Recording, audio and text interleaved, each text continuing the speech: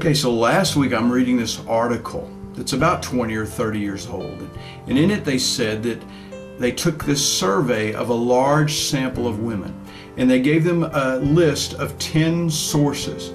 And they said, of these 10 sources, which ones add to depression more in your life? It was a landslide. It was low self-esteem.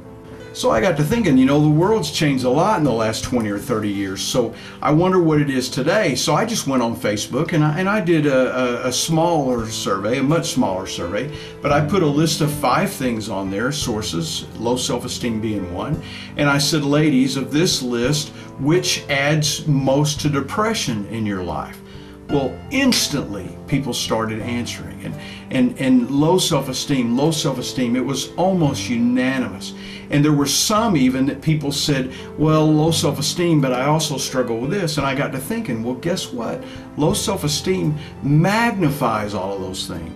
If you have trouble with finances, low self-esteem magnifies that. If you have trouble with relationships, low self-esteem magnifies that. If you're having trouble with your children, low self-esteem will magnify that. No one's born with low self-esteem.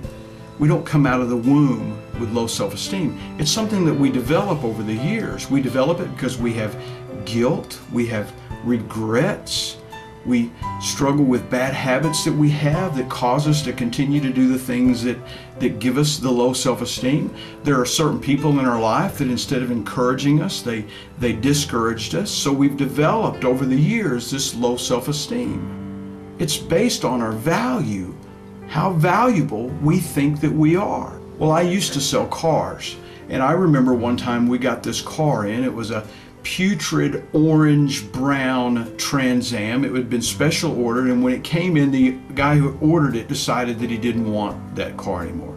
So we were stuck with that car on our lot. And I remember going to my sales manager and saying, how in the world are we going to sell this car for the price that's on the sticker? I said, it's not nearly worth that. And you know what he said? He said, Royal, it's worth whatever someone's willing to pay for it. It's the same with us. We're worth whatever someone is willing to pay for us. The Bible tells us that Jesus Christ gave up his life for us. The Bible says we are of great value to him. We are his prized possession. John 15:13 says, there is no greater love than to lay down one's life for one's friends. I don't know how you think about yourself. I don't know what kind of value you put on yourself. But you've got to stop looking at the things in the past. You've got to stop looking at what the value humans have put on you. You've got to stop looking at the things that you regret and that you feel guilty about, and look at the one true source. Jesus says, you are my prized possession.